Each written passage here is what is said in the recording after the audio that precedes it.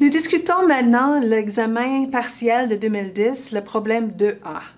Pour le problème 2A, nous sommes chargés de chercher les coordonnées dans le plan d'efficacité spectrale. Donc, il faut chercher les points dans le plan d'efficacité spectrale pour 3 formats de modélation.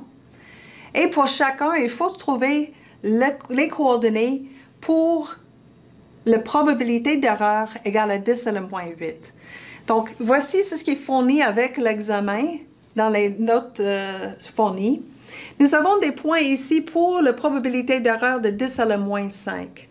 Donc, par exemple, il y a un point pour 16 QAM, le triangle ici, mais ce triangle-là, c'est relié à 10 à la moins 8. 10 à la moins 5, et nous cherchons le point pour 10 à la moins 8. Donc, quand ils disent les coordonnées, on a besoin de chercher l'efficacité spectrale et le EB sur N0 nécessaire. Donc, pour l'efficacité spectrale, nous avons des équations qui sont fournies avec les notes fournies avec l'examen.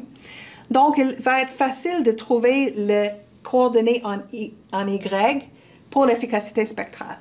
Le défi va être de chercher le EB sur N0, les coordonnées en X, nécessaires pour atteindre 10 à la moins 8 pour chacun de ces formats de modulation.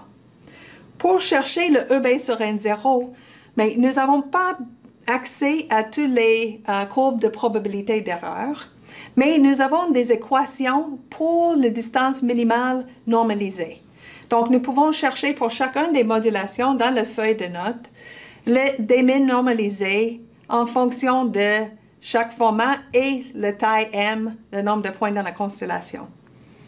Donc, à partir de cette démin, qu'est-ce qu'on peut faire avec? Mais nous avons une équation ici qui nous dit que la perte par rapport à QPSK est reliée à ce petit démin. Donc, une fois qu'on a trouvé le démin pour chacun des formats de modulation, nous allons utiliser la courbe de QPSK pour chercher le EB sur N0 nécessaire. Par exemple, ici, nous avons 10 à la moins 8. Et pour le QPSK, nous aurons besoin de 12 dB pour atteindre 10 à la moins 8. Ça, c'est pour QPSK.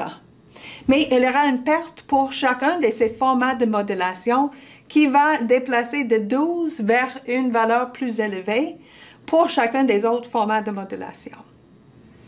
Donc, nous avons la partie ici, l'équation pour l'efficacité spectrale, pour chercher les coordonnées en Y. Et pour les coordonnées en X, nous allons chercher la perte vis-à-vis QPSK, la perte en dB, et nous allons changer de 12 dB, on va ajouter la perte pour voir le EB sur N0 nécessaire pour chacun des formats de modulation.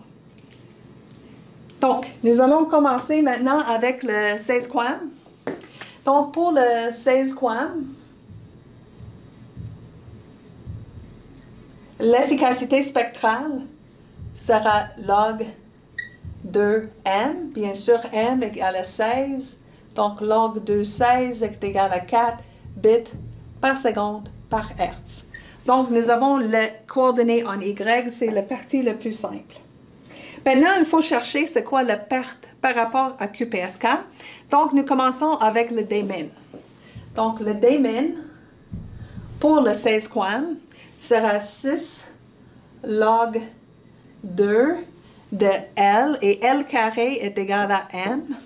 Donc, ici, L carré égale à M égale à 16. Donc, L est égal à 4. Donc, nous avons 6 log 2 de 4 divisé par 16 moins 1 racine carrée. Donc, ça, c'est le racine carrée de 6 fois 2 divisé par 15. Je veux dire, ça donne la racine carrée de 4 sur 5. Donc, ici, je remarque que pour chercher la perte, je dois factoriser des min entre une racine carrée de 2 fois, et ce qui reste sera la racine carrée de 2 sur 5.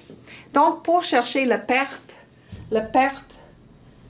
sera moins 10 log 10 de x qui est le 2 sur 5.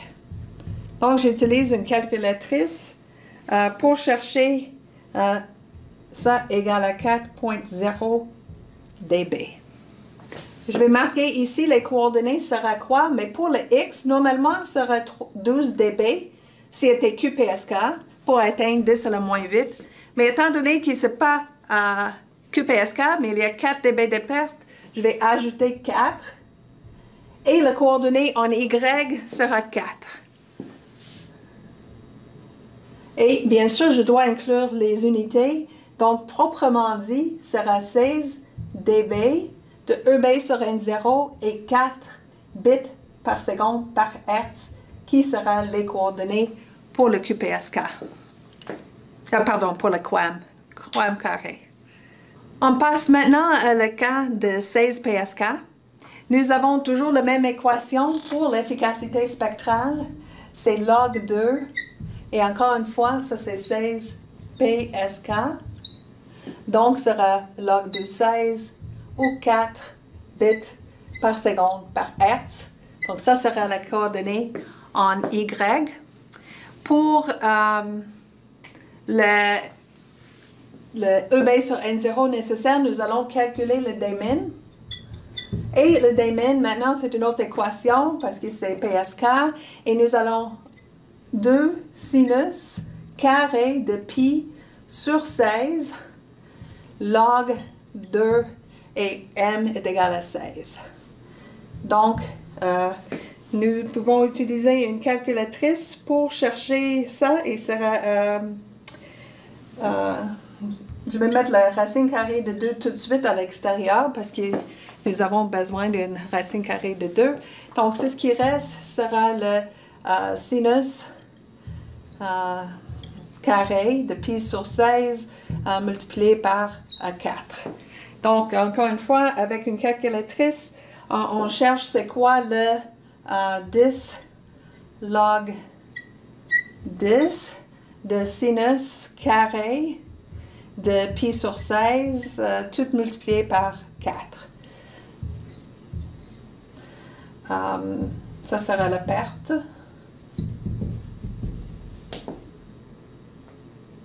Et nous avons 8.1 dB. Donc, pour les coordonnées, pour le cas de 16 PSK, sera 12 dB plus 8, donc ça fait 20.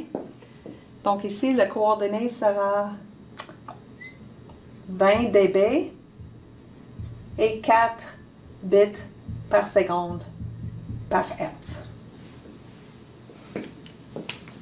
Le troisième cas est 16 FSK.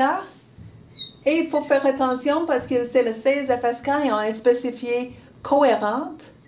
Parce que l'efficacité spectrale, ça change si la détection est cohérente ou non cohérente. Donc, pour le cohérent, nous cherchons l'équation pour l'efficacité spectrale sur la feuille de notes fournie. Et nous avons que l'efficacité est égale à 2 log 2 m divisé par m plus 1. Donc ici sera 2 fois log 2 de 16 divisé par 16 plus 1. Donc nous avons 2 fois 4 divisé par 17. Et ça donne 0.47 bits par seconde par Hertz. Donc, c'est pas surprenant, le FSK est une modulation orthogonale pour les systèmes limités en puissance parce qu'il est très inefficace spectralement. Donc, l'efficacité spectrale n'est pas élevée. Maintenant, il faut chercher le Dmin. Et le Dmin, dans le cas ici, c'est la racine carrée de log 2m. Ça veut dire la racine carrée de log de 16, racine carrée de 4. Et je vais diviser ça dans la racine carrée de 2 fois la racine carrée de 2. Donc, la perte, c'est toujours moins 10 log 10 de 2. Et bien sûr, ça c'est 3 dB. Mais c'est un négatif 3 dB. Okay. Avant, on avait toujours dans l'argument de logarithme un chiffre qui était plus bas que 1. Donc, le négatif était positif. Donc, pour ça, on a ajouté. Mais ici, ce n'est pas vraiment une perte vis-à-vis QPSK, mais c'est un gain. Parce que le QPSK n'est pas aussi performant qu'une modulation non orthogonale de haute dimension, donc de 16 dimensions. Donc, au lieu de dire 12 plus 3, maintenant c'est 12 moins 3, parce qu'elle est plus performante en puissance, parce que c'est un format de modulation pour les systèmes limités en puissance. Donc, les coordonnées pour le 16 FSK vont être 12 moins 3, c'est donc 3 dB, et 0.5, disons, bits par seconde par Hertz. Nous sommes en mesure maintenant de prendre nos coordonnées et les mettre finalement sur le graphique pour l'efficacité spectrale. Donc, nous allons commencer avec le 16 QAM et nos coordonnées sont bien sûr à 4 bits par seconde par Hertz. Donc, le 16 qui est déjà là, nous n'allons pas changer l'efficacité spectrale, ça va être au même niveau d'Y. Mais maintenant, ça exige plutôt 16 dB parce que pour 10 à la moins 8, elle est plus demandante que pour 10 à la moins 5. Donc, pour 16 dB, nous allons avoir quelque chose comme ici. Donc, je vais mettre un triangle. Ici, je vais mettre 16 QAM. Donc, c'est la coordonnée pour les 16 QAM. Pour 16 PSK, encore une fois, ça va être toujours sur le même niveau d'efficacité spectrale, sauf que nous allons exiger 20 dB.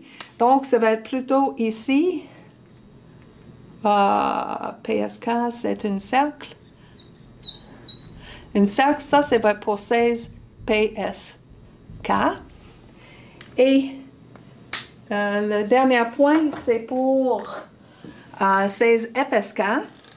Donc, nous avons besoin de 9 dB.